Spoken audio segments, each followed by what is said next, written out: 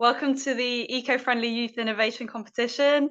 The company Big Ideas, who are partnered with The Guardian, the BBC, The Observer, King's College London, and other major organisations, have chosen this year to work alongside Chongqing City in southwestern China, whose city officials are inviting the younger generations of the world to participate in helping them to strive for positive change in the spheres of environmental sustainability and climate change.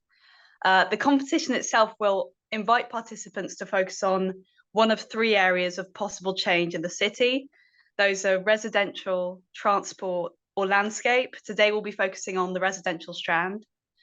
My name's Hazel Rogers. I'm a French-British writer and editor based in London. I hold a first-class BA degree in English literature, and I've been working as a writer, editor, and ghostwriter for the past 3 years. And I'll be hosting this meeting. I'm joined by Bill Huang. Please go ahead and introduce yourself. Hi, hello everyone. I'm Dr. Bill Huang. I'm a Vice President of TY Lin International, China. I'm also a professor level senior architect working both in the UK and China for many projects. Wonderful. Okay, let's get started with the presentation. Okay, so firstly, Chongqing is one of the China 4 municipalities. It is as well one of the biggest industrial center in China, with a rich heritage, diverse and unique landscape of mountains and rivers, genuine culture, long history, and a population of 32 million. Chongqing is sitting in the southwest of China. Is also known as a very famous mountain city where Yangtze River and Jiangling River converge. Actually, Chongqing has a lot of labels. Chongqing is a mountain city, is a waterfront city, a port city, an industrial city, a provisional capital during the Second World War. Also, now is an international city. These labels actually influence architecture and made Chongqing a very unique international metropolis as it is today.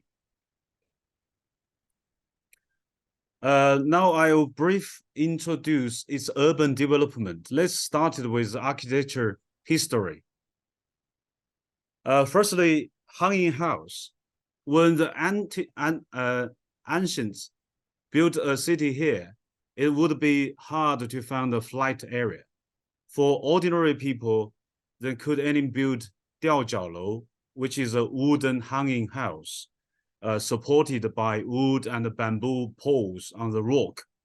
Those hanging houses dominated the Yuzhong Peninsula in the earliest skylines, then becomes a representative of the local residential architecture. Those overlapping houses, ancient paths, shady trees present the characteristics, the hierarchy of the mountain architecture. It is the beginning of the development of Chongqing urban architecture. Secondly is the guild buildings. As the city continued developing, it's become an important communication hub and the largest municipal economic center in the upper reach of Yangtze River. Because of its unique geography location, then plenty of the immigrants and the merchants poured into this city. Their influx lead a new form to have activities, which is guild buildings, the most important public building in the city. There was the social and the spiritual homes for the people from other cities and other places. And in 1891, with the establishment of the custom office in Chongqing, a large number of the foreign commercial institutions moved into Chongqing. At the same time, they brought the comprehensive world style, colonial style, Art Deco style, neoclassicism as a provisional capital city of China during the Second World War. The architecture of Republican area also became one of the characteristics of the Chongqing's architecture. One of the characteristic of Chongqing's the style is derived from the classic Chinese architecture and while incorporating the modern Western European kind of architectural styles. It is a fashion that this is a fusion of the Chinese and the Western culture, come together. At the same time, the building materials was many, combination of stone and wood with a fine decoration and carvings. Those features give Chongqing's architecture a unique appearance for the time and make it important cultural heritage. After the New China was founded, the city was transformed into the once the industrial city. In the middle 60s, Chongqing was a key investment area for the heavy industry and defense industry. It's becoming the national important industrial base, particularly, because of the many people come into this area, build plants, factories, and also as a relocation of the manufacturing plants to Chongqing, that many factory buildings spread out over the hillside and the waterfront.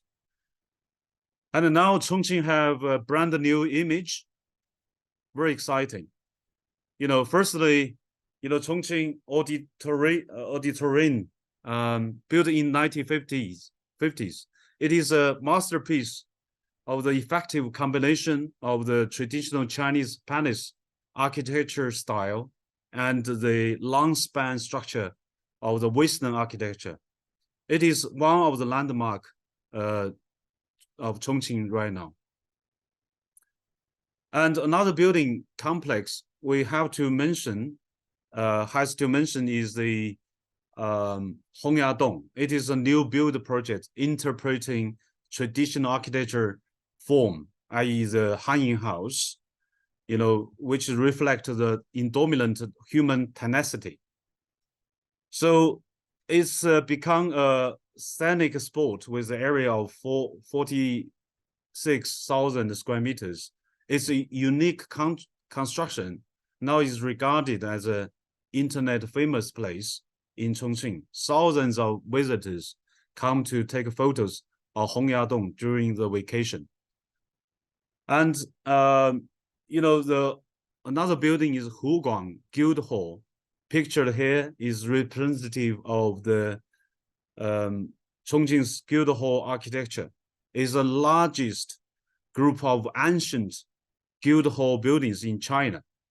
The building was first built in 1759 under the regime of Emperor Qianlong in Qing Dynasty. It was created as early form of Union Hall and then was expanded many times.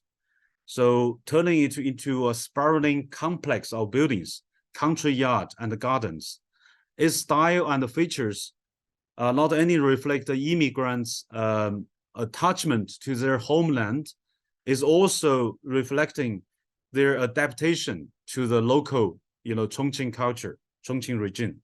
For example, when the native Chongqing house generally did not have the, fire ceiling gable, while the Huguang Guildhall have curved fire ceiling gable that is stretched in a spectacular manner. Those architectural decoration give Chongqing architecture a culture element that's of a great variety of the style. And another building blocks we have to mention is Longmen Hao. After Chongqing opened its port, Archibald John Liddell, an English businessman, drove his ship, arrived in Chongqing. And the first place he stopped and operated a renowned foreign company, which is also the first foreign company in Chongqing, is Longmen Hao. his book, Through the Yangtze Gorges, Trade and Travel in Western China, has created a sensation, which described his life in Chongqing. Now, the location of Longmenhao has been renovated. The design fully retained the original landscape terrain on the site. Then, following the spatial research and all the historical and cultural relics in this area, carefully restored and preserve existing artifacts on the site, all consider the space design with feature and a future commercial operations as well. You can see Longmenhao older streets convenes the design concept of the project to general public with 5 design languages: gate, name, step, dam, and courtyard. Those are important architecture elements in Chongqing. For example, the building blocks have a series of themes, each with their own characteristic doors, right? You can see from this picture, there are many doors here, each with their own style. Through each of the door, we can see the story behind it, the ancient memory of the site. So the visitor can enjoy the beauty of the city also through the design of various window frames in the building and the view platforms. In Longmenhao, you can see the beautiful light scenes, landscape, people, and lights, all the building, all integrated together, forming different urban scene. And the visitors can enjoy the blend of the historical Chongqing and the modern Chongqing. Another project, Erling Testbed 2, which is located the highest hill of Yuzhong district. It was one of the color printing center in Chongqing, printing industry. In 2012, the whole printing factory was relocated. So the original old factory buildings was left behind. And in order to revitalize the industrial heritage, that witnessed the development of the city, the renovation work of the printing factory began in 2014. This project using the parasitic buildings as a main design concept. You can see some small buildings, building structures with a completely different style added into a larger existing building. It also preserved the architecture elements and the time marks of the different era as much as possible. So, by doing that, we turn the older factory into a culture destination. The complex with, residential, with a hotel, open space, gallery, shops, restaurant, office, studios, everything you can find there. The function transformation not only inherited the traditional culture elements, but also adapted to the needs of contemporary reality. Internationalization. Okay, Chongqing now become an international city with a wide range of modern international style buildings. For example, Raffles City was designed by international known architect Safudi, and the soon-to-be completed Luhai International Center designed by KPF. So those are very famous buildings in Chongqing. The city also have a grand plan for the future. Firstly, I want to talk about the, urban renewal. As China enter a period of the rapid urban regeneration, Chongqing is also actively dealing with the transformation and upgrading. the aim of urban regeneration is really found the right way to activate the area in order to drive it, to keep the pace with the development with a wider environment.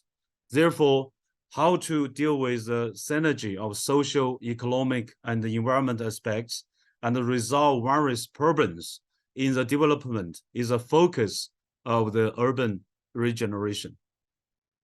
And this unique project, Chang'an No. 3 Factory, make a great sense as an urban renewal practice. In this project, our design highlights the three major things: organic renewal, cultural context protection, and the functional improvement. We coordinate the four major scenarios, including industrial parks, living communities, business districts, and culture and tourist attractions.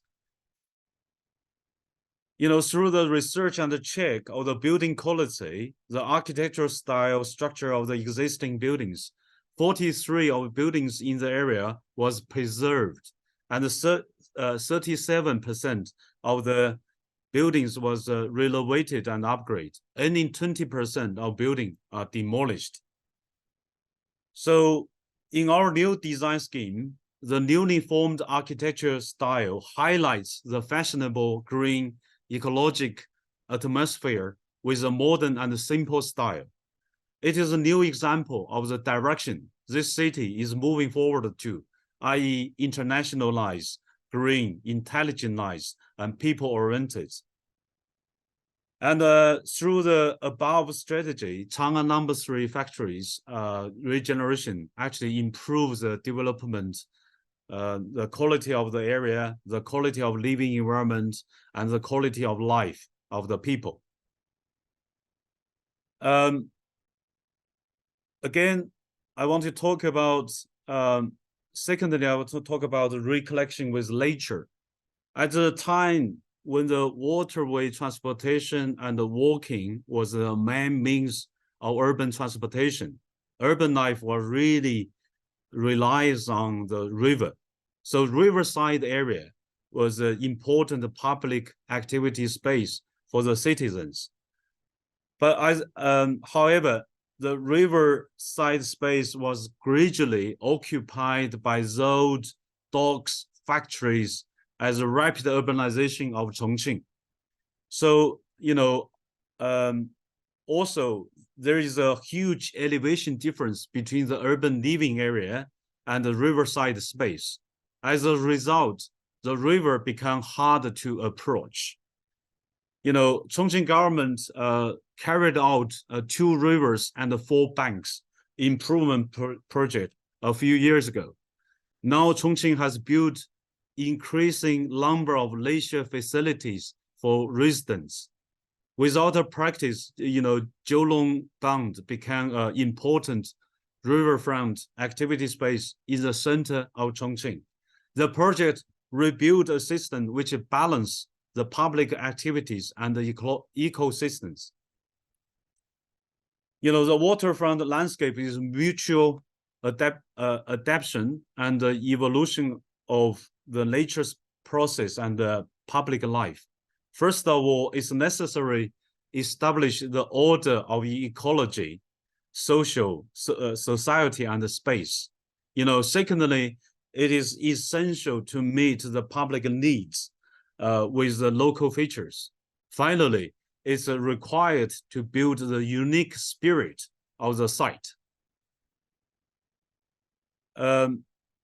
Third aspect, I want to talk a little bit about the TOD development. Due to the mountain character of Chongqing, the access of the public service and the commercial buildings in the community is relatively difficult compared to other cities. The solution, one of the solutions will be the transit-oriented development, also known as a TOD. The TOD cannot exist in isolation from the urban environment. It's an integrated part of it. So it can alleviate existing problems and integrate into the daily life of residents, making public transportation a convenient option. The model could therefore a good response to Chongqing's land constraints and difficult accessibilities.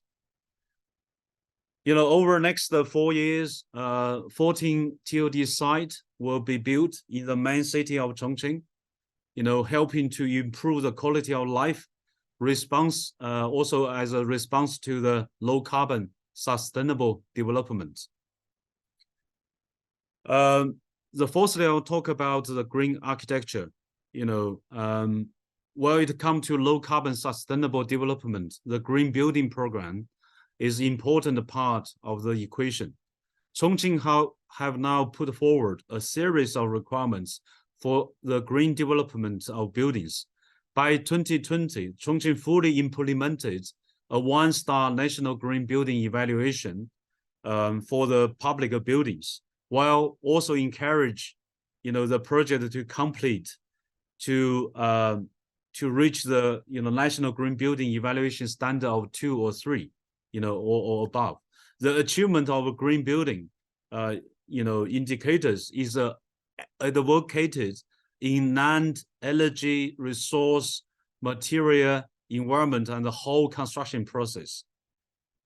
So as I introduced the above, Chongqing's ambitious plan for the future actually come from responding to the problems of current status quo. So in the development process of the city's architecture, the any disadvantages and the shortcomings can be transformed into opportunities and features. So Chongqing is a city that is seizing opportunity to develop and innovate. And the future of the city belongs to the younger generation, we believe. We expect the young people bring their thinking, strengths and innovative values to the city, and providing more ideas and the possibility for the development of architecture, city, and transportation, and contribute more for the sustainable development and the future of Chongqing. Thank you, Hazel. Thank you, Dr. Huang. That was super interesting. And Chongqing is so beautiful. I mean, I've had a look online, and obviously I've read some about it, but wow, it's a beautiful place. Everywhere's so different. Yes.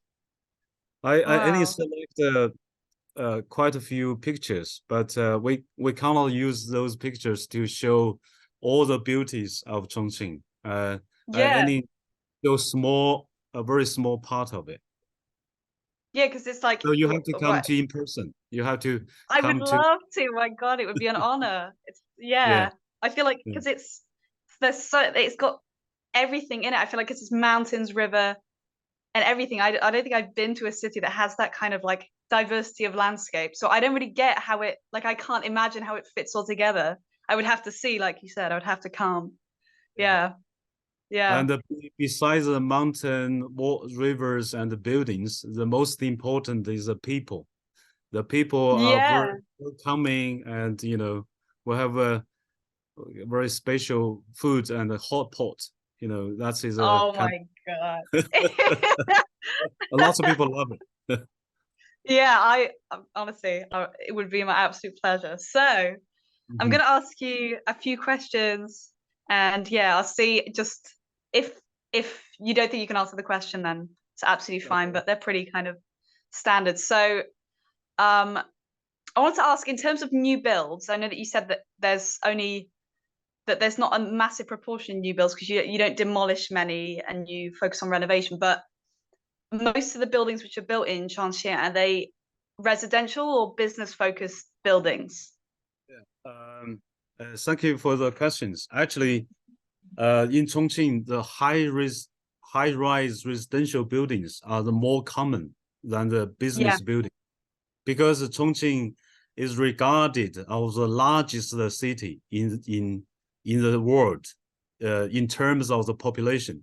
is a Yeah, I read that. 32 Yeah, million people, right? So the residential is a very important part, and also is because of the city's hilly terrain and the limited land resource.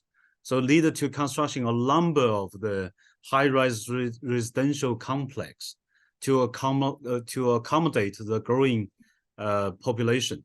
The residential buildings often have multiple floors and designed to yeah, maximize, the available space. Of course, we also have a number of the,